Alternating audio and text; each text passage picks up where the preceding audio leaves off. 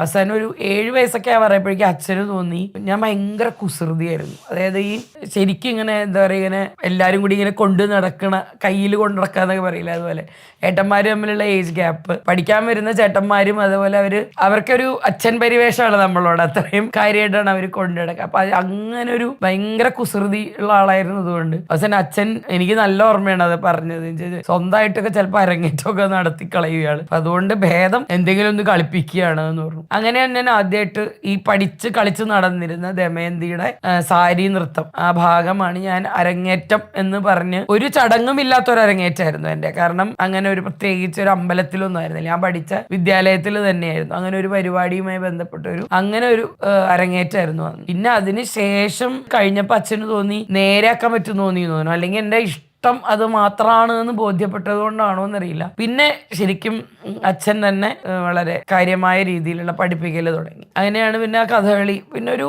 7 വയസ്സ് തൊട്ട് എനിക്ക് അതിനൊരു 10 വയസ്സ് വരെ ഞാൻ പിന്നെ വേഷമൊന്നും കെട്ടിയിട്ടില്ല.